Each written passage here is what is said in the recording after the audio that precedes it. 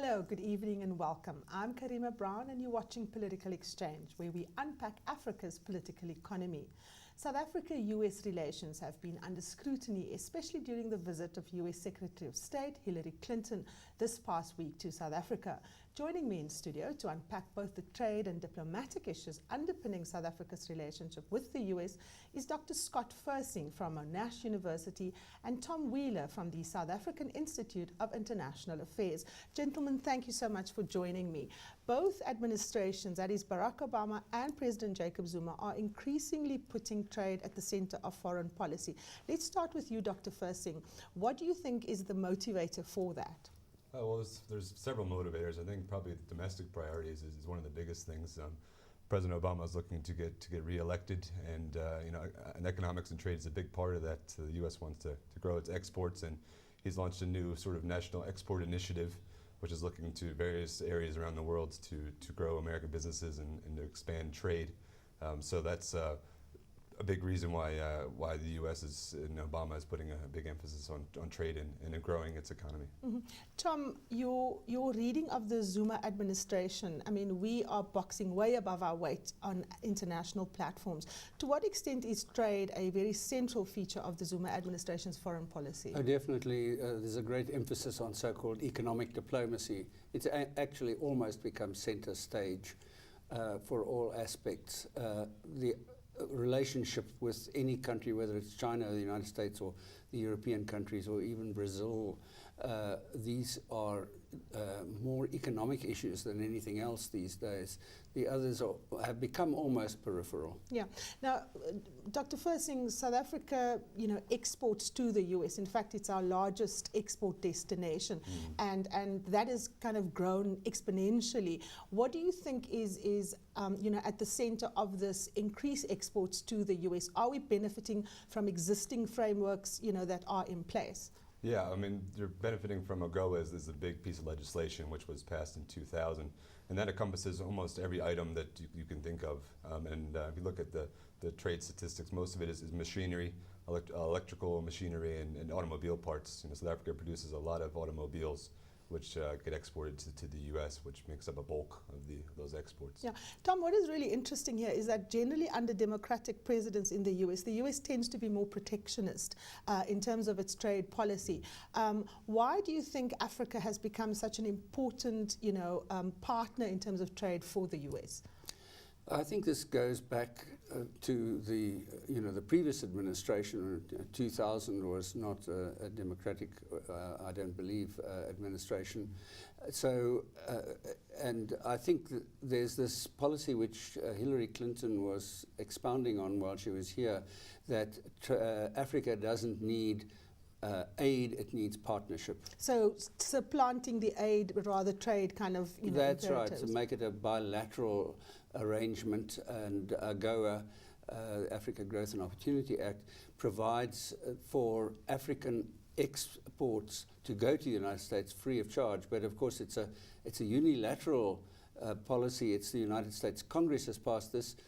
It is not a trade agreement between countries. So what they can give, they can take away, and that's the big danger of this. Dr. Fursing, is there any danger of the US, changing track in terms of withdrawing this preferential agreement? Yeah, there is some danger. Like Tom mentioned, AGOA actually gets countries are eligible on a sort of yearly basis. And there has been talk about South Africa being a more industrialized economy, and that that could affect them. But I think Hillary Clinton has been trying, this trip to South Africa has been trying to put this issue to rest, is saying that we do plan on extending it. From a political standpoint, it doesn't make sense not to extend it.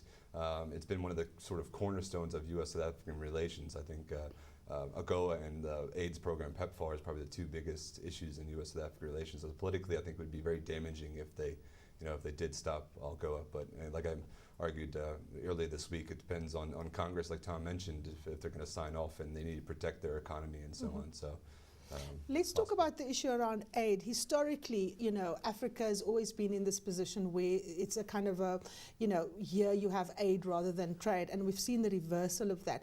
But looking at HIV, the US was making quite a considerable contribution to our HIV rollout. And if we're saying that trade rather than aid is going to be the way in which things are going to go, how is this going to affect monies that need to come to South Africa's AIDS program? This is the PEPFAR program that Scott was talking about, the presidential policy on TB, AIDS, and malaria, I think, is the third one. I believe that the provision of funds to South Africa by PEPFAR has just been brought to an end. So, we're on our own there. Do you think that the fact that it's come to an end is a statement that suggests that there's confidence in the South African government's ability to run its own rollout program, or is it going to actually hurt us in terms of, making treatment, for example, available, Tom? Well, I suppose you should address that to Pravin Gordhan as the man who has to provide the funding for this. But at least we have notice of it.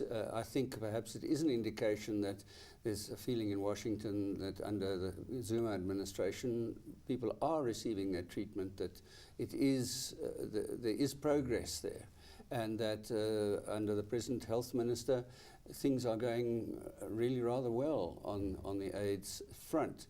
And therefore, let's concentrate somewhere else where the need is greater. Mm-hmm. Now, let's look at the kind of elephant in the room in terms of trade relations with South Africa. Of course, China. South Africa became a member of BRICS. China is, fast replacing many other countries as the kind of trading partner of choice, if you like. To what extent is South Africa's relationship with China, Dr. Firsing, impacting its relations with the US? Are we getting excited for no reason? Is there space for both? Yeah, I definitely think there's space for both, a partnership. I've been arguing for more sort of collaboration between the US and China on various initiatives, that they share development, building infrastructure, health, various things. Even President Hu Jintao announced a new program investing in science and technology. So there definitely is room, but with any sort of international relations to do countries, there's going to be competition and poking at each other. And I think we saw that with Hillary Clinton's speech. She certainly had strong elbows. Yeah, and I was surprised how quickly China fired back. But and that's the nature of the relationship. You can't, obviously there's going to be room for partnership in some areas, and other areas there will not be. For example, the U.S. Corporate Council on Africa, which is sort of helps initiate business delegations, they held a delegation in Washington last year between Chinese and U.S. companies trying to find common ground in Africa and where they can partner. And then the second annual meeting took place in Beijing earlier this year. And it became very clear in certain areas there would be, and in some of the bigger projects, for example, when it comes to oil, that there's going to be competition. But I think that dialogue is important, and there could be cooperation, which would be beneficial to Africa. Now, Mr. Wheeler, one of the defining aspects of the relationship between the US and South Africa is that it's a destination for goods, manufactured goods, of course. And there is criticism in terms of the relationship between South Africa and China that it's largely based on extracting raw materials, and that there's a skewed nature in that relationship. President Zuma addressed that recently in China. Do you think that this is going to be something that the South Africans will have to work on, so that there's a lot more balance in that relationship with China? I think so, and the point that you make about President Zuma saying this when he was in Beijing is important, that there's a call by him for beneficiation of South African minerals in Africa, rather than just sending the raw ore to China where the work is done. By doing that, we deny ourselves a lot of job opportunities in plants and so forth here. And I think this is something that our government is certainly very aware of and is pushing for. Now, one of the things that impacts trade relations and diplomatic relations is, of course, the issue of geopolitical and security concerns. If one looks at the US's kind of, other security concerns on the African continent, to what extent do you think that is going to also become more prominent in the way in which the US relates to South Africa, Dr. Firsing?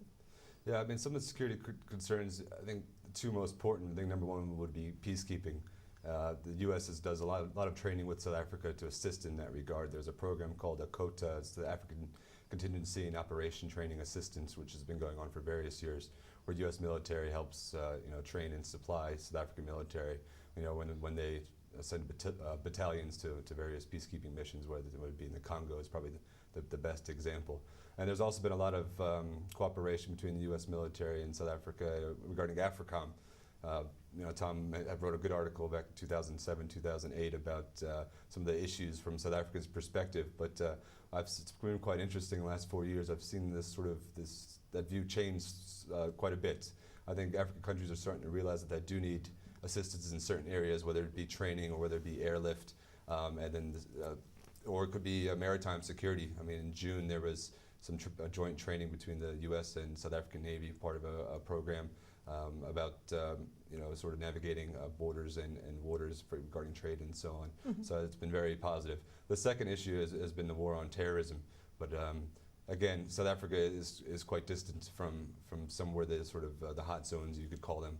So your Somalia is your Nigeria, Boko Haram is your Malis, and those various areas. So there will be collaboration in intelligence gathering and probably other sort of intelligence capabilities and so on, but probably nothing on the sort of military when you're thinking of the operation point of view.